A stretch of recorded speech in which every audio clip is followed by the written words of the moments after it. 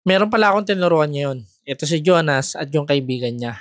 Meron akong ituturo sa kanilang technique na mga gamit nila palagi at iilan lang ang mga players na nakakaalam nito. Ito yung pag-close ng gap. Kaya pinag one-on-one ko muna sila para makita ko kung paano nila i-close yung gap pag nag-one-on-one sila. Marami kasi ako nakikita mga players ngayon. Hindi kayang i-take advantage yung space na meron sila. Ang mangyayari, nabablock sila. Kaya tara, ituturo ko sa inyo yung technique. Panoorin nyo hanggang dulo.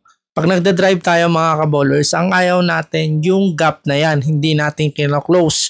So, ang mangyayari dyan mga ka-bowlers, pag hindi nyo kin-close yung gap na yan, that is the perfect room para makagalaw ng maayos yung defender. Kahit maliit yung space na yan mga ka-bowlers, that is enough room para mablangka ka na ng kalaban mo. Kaya dapat, as much as you can, i-close nyo na agad dapat yung gap. So, paano nyo i-close yung gap? First na kailangan natin gawin is to create angle. So, pag ang step natin, dapat yung step nyo is pa side forward. So, once na pumasok na agad yung paa nyo, finish na. May advantage na kayo. Tapos, lagay nyo na siya sa cage. Nasa advantage kayo, ang abot nyo na step is yung straight step kung tawagin, no? Kasi wala kayong makukuhang angulo dito. Bigyan nyo lang ng angulo yung defender nyo para maka-defend, no? So, ang gusto natin mangyari, yung step nyo, pa side forward. Sa ganitong paraan, makakuha ka ng advantage tapos i-cage mo na lang siya and then drive, then shoot. Next na ayaw natin mangyari is yung dinadala ka ng defender mo papunta sa isang side. Once na nangyari to, panalo na yung defender mo.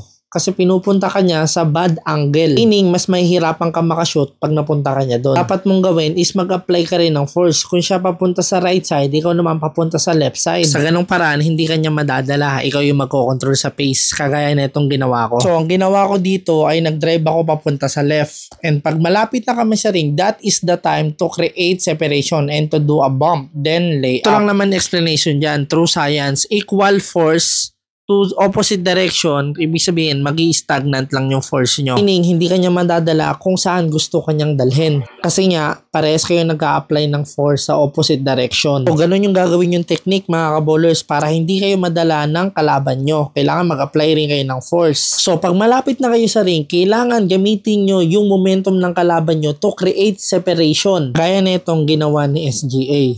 So yun, kinuha niya yung space ng kalaban and ginamit niya yun to take the advantage, no? Kagaya rin nito, isa pa, take advantage. Kailangan nyo rin kasi matutunan mga ka-bowlers na gamitin yung force ng kalaban nyo para mapabilis yung pagtira nyo. Sa ibang video na natin yun mapapag-usapan. Again, kagaya ng sabi ko, you need to close the gap para magkaroon ka ng great angle and great opportunity to make a layup sa pamamagitan ng pag first step mo ng side forward and then mag-apply ka ng opposite direction dun sa defender mo. Tapos gamitin mo yun to be able to make a layup. Itong kasama ni Jonas, nakuha niya na kaagad yung tinuturo ko. Which is good kasi nakuha niya na kaagad. Pero itong si Jonas, ang mali niyang ginagawa kasi papunta dun sa left side yung ginagawa niya. Nakalimutan niyang mag-forward. So, mangyayari, hindi siya nakakuha ng angulo. Kasi nga, yung papunta niya, papunta lang sa left side. Hindi siya nagmo-moving forward. Dapat, papunta ng left side at the same time, nagmo-move forward. Sa second try, nakuha na ng tama ni Jonas. Kaso nga lang, may kulang. Masyadong mabilis yung pag-release niya sa kanyang kaibigan. Kaya ang